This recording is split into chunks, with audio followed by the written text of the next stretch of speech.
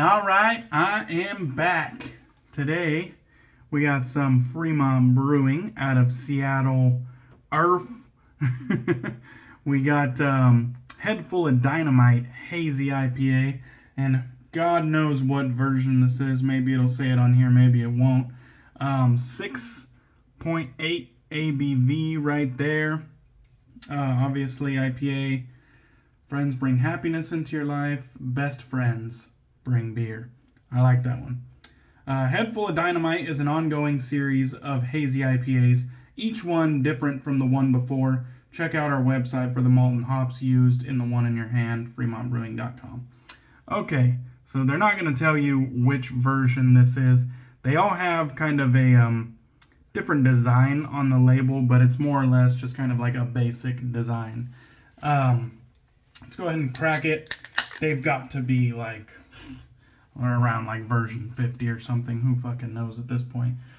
Cheers.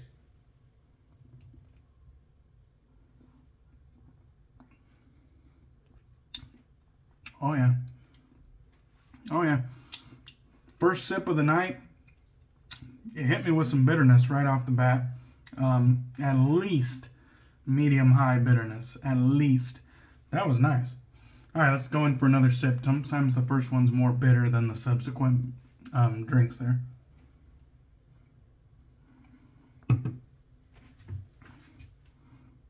It's nice and cold, too. All right. Probably about medium-high bitterness. Lots of citrus in this one and a little bit of pine as well. This citrus is coming more across like a grapefruit orange rather than like a lemon lime type zest. It's also a little bit pithy. Kind of has like a little bit of that peel type character to it, like orange peel, you know, and so on and so forth. And then a little bit of pine to finish it off. Very nice though. I was not expecting that when I cracked this one.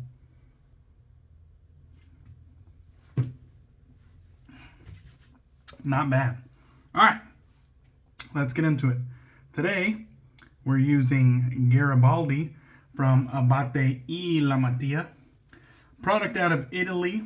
It says tobacco and Sicilian sea. Those are kind of like the aroma notes as they put right on the front there for us. I love the label on this undamaged tin of Abbate Y La Mantia. I love how you can kind of see the tobacco leaf in the background. I think it's masterfully done. It even pops in the light a little bit. Wonderful label. You could even see like the writing in the background of the tan or cream colored background. You could kind of see the writing back there. Just wonderfully done. There's a look at the soap right there. It's firm, but not so firm. You can't easily press into it. It also kind of has like a granular type look to it. If I get it really close, it also has kind of a granular like look to it, but a smooth pour nonetheless. I already have it whipped up today in my Lancaster Razorworks shave bowl. Beautiful shave bowl right there from Lancaster. Absolutely love it. Got a nice fluffy white lather right there on the inside. And then we got our Brochas El Druida brush right here. And it actually has a turn and shave badger knot on top of it. I think it's the V4 badger knot. I don't know. It's one of the older ones, but still wonderful brush. This was actually a gift a long while back from Jack in the Virtual Groomroom. You can kind of see that textured wood. I love the little inlay. Normally, I am not a fan of branding on the side of a brush. I would much rather have a coin on the bottom. But Brochas El Druida, with their simplistic little inlay, I'll take it. I'll take it. They are an exception to the rule. All right, before we continue any further, I'm going to be using some Murphy & McNeil Frost Rune. This is coming soon. This is actually a mentholated pre-shave bar. You can kind of see the directions for use there. And then this is actually the label of it. This was a little free sample with a recent order I did. Kind of looks like a kind of brownish, greenish, grayish, translucent puck here with some sort of black flecks in it. Let's go ahead and wet the face, get some of that pre-shave on, and get this shave on the road. Hope everybody's doing well. I hope today's shave is much less of a shit show than yesterday's shave. I had the air conditioner running all day, even when I was at work, in an attempt. I didn't have it super low. I had it on eco mode, so it would kind of turn on and turn back off. But I had it at a much comfortable temperature than it was yesterday in an attempt to not come home and be cranky and flustered. As a fat man, the heat really gets to me. I like it cold. So we are in the beginning of June, and I figured it is finally time to go ahead and crank that up a little bit, or crank it down, I should say. Crank the temperature down to a much more comfortable temperature. Be kind of careful around the eyes there. Definitely don't want to get none of this menthol pre-shave into the eyes. I did use this yesterday, and on my first go with it, my experience was that it is a very entry-level cooling. So I do believe anybody from any level of menthol tolerance will be able to use this without getting little splash on the lip there. That's what she said. I think anybody would be able to use this without getting like discomfort from the chilling effects. It's just a very low level cooling, and it's actually quite enjoyable. We haven't really gotten to the dog days of summer. It's not super duper warm yet, so I don't need further menthol additives. Although, if I wasn't kind of testing out this Frost Rune from Murphy and McNeil, I would definitely be adding more menthol to this shave because I am a menth head. I live on the top of Menthol Mountain, and I absolutely love having ice cold shaves. That's just, some people might think it's madness, but I think it's magical. And I'm really working on that. Apparently, I got an alliteration that I was working on there with all the M's. Alright, lather's looking good. I'm just painting it on nice and easily there. The tips on this badger knot are untreated, so it does have a nice gentle scrub. Definitely not uncomfortable in any way, shape, or form though. Still very soft, still very comfortable, and that gentle scrub is just beautiful. Alright, I think that will do for pass one. Let's go ahead and make some space here on the counter. We're going to be using our vintage Gillette Slim Adjustable. Let me kind of get it to where the light will actually showcase its majesty here. This is a butterfly door razor. You can kind of see how they open. On the inside we got a Gillette Nacet blade. Who knows how many uses on it. I'm just going to kind of eye it as I tighten the doors to make sure that it lines up nicely. And it does. There's a look at the top. This is in the so-called rose gold and charcoal colorway. This was actually done by Delta Echo Razor Works. They are no longer with us, as a wet shaving artisan. Not to sound grim when I say no longer with us. They closed up shop quite a while back. They did wonderful work. Not really going to speak on how they closed, because I've spoken on that many times at this point. But it's kind of undeniable the quality of work they did. Oh, and I'm on setting 7, just if you were curious. It has 9 settings.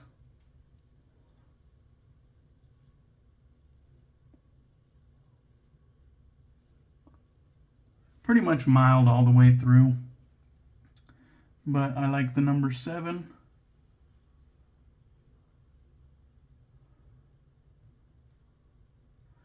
And so that's where I chose to put the setting. Doesn't really have to get deeper than that. I'm going to get a decent shave out of it regardless, so it doesn't really matter what setting I put it on.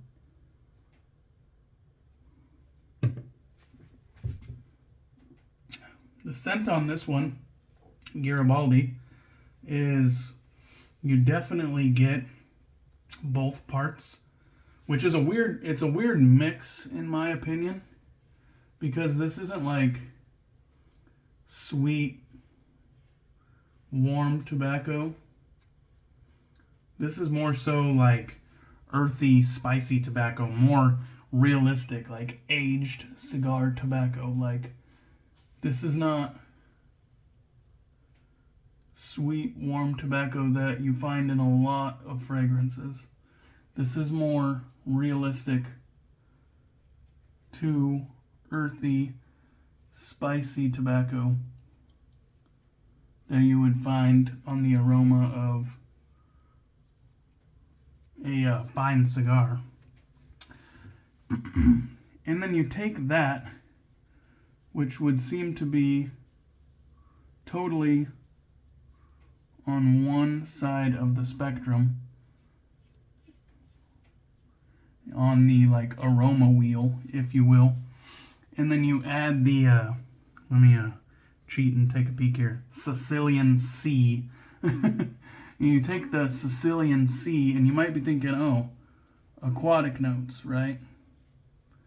What are common aquatic notes? You know, it's ozone, citrus, things like that. There's an aquatic DNA.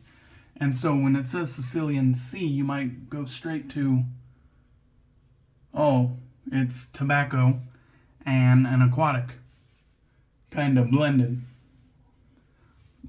But it's not really. They're like on total, it's not really the type of tobacco you generally see in fragrance, and it's not really the type of aquatic you generally see in fragrance. I wouldn't say this one is like super bright and crowd pleasing with the Sicilian Sea aquatic notes. It's definitely more, I'd say it's like a, kind of hard to describe. If you could imagine like an aquatic, but just less bright, darker, more stormy setting. Not like the Watchman though, because the Watchman still has kind of a brightness to it, from Zingari Man, if you're familiar. Not like that, like more stormy in nature. And I was going to try to add some more frost rune on this second pass, but I don't want to completely clear the remaining lather off the skin. So we're just going to roll right through. Very low level menthol chill at this point. It's quite faint. In my opinion, I think he can fare to up the level of menthol in the Frost Rune. I know I have a very high menthol tolerance. I don't know why my nose was itchy, but I know I have a very high menthol tolerance, but this is quite low. Like, I also have the Sterling Mentholated Preshave soap, And that one I would say is at least double the level of menthol chill as this one. And I would still classify the Sterling Mentholated Preshave soap as entry level. Like, it's not gonna freeze anybody's cheeks off. It's not gonna freeze anybody's neck off. It's just really an approachable level of menthol. It's low level menthol chill. It's not trying to challenge anyone. It's not trying to hurt anyone. It's just really approachable entry level menthol chill. And I would say the Murphy and McNeil one is even more low level than that one. More approachable. Almost to the point where it might be pointless. And I love Murphy and McNeil, and I hate to put that on them, but I think they could bump up the level of menthol that they're using. This is not quite doing it for a menth head, a menthol lover like myself. Just being honest. Try it for yourself and let me know. But I think they can up the menthol level on it. Just being honest. All right, let me take another sip here.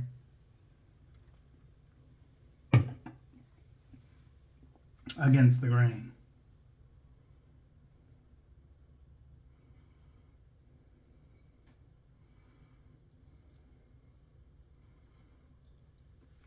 That feels so smooth.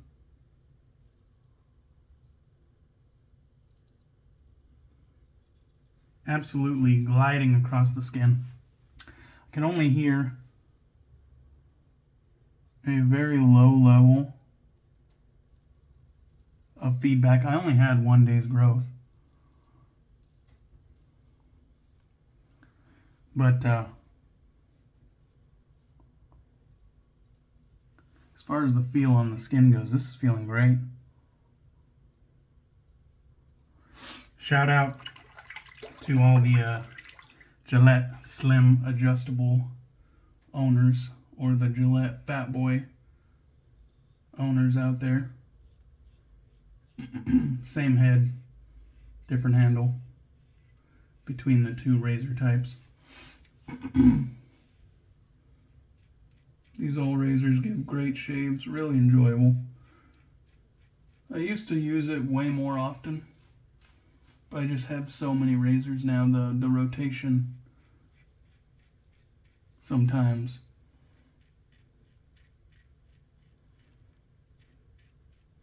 certain razors don't get the love that others do, but that's just kind of the way it goes. Looks like I got a little weeper right there. Knocked the head off of something. No big deal.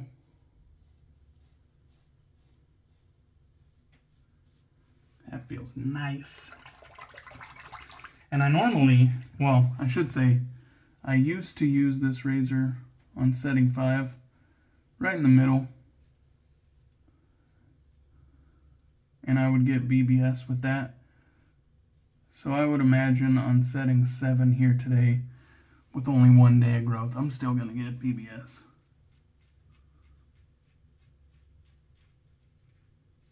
Light touch.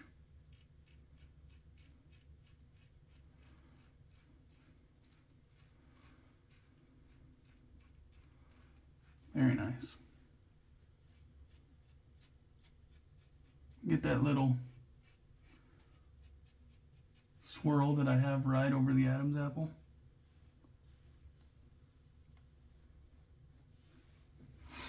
Alright, clean up the neckline there.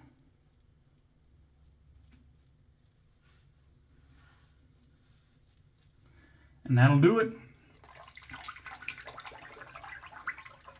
So, this would be a good time to tell you guys, if you have not entered my giveaway from 2 videos ago, then you guys should definitely check it out. It's the one where I was doing an outdoor shave by the river using Murphy and McNeil's Non-Tahala. It's a giveaway for the Blackland Razors Era double-edged safety razor. It's an adjustable razor platform, semi-adjustable. So, had a lot of hype around it. A lot of people were interested in it. So if you want a chance to win that, it's going to come with 2 different base plates, 1 open comb, 1 standard bar, right around the medium of aggression on their scale. So if you want a chance to win that, just go watch that video and you'll figure out how to enter the giveaway through that video. Going to be using the Lancaster Razorworks Black Sheep Towel.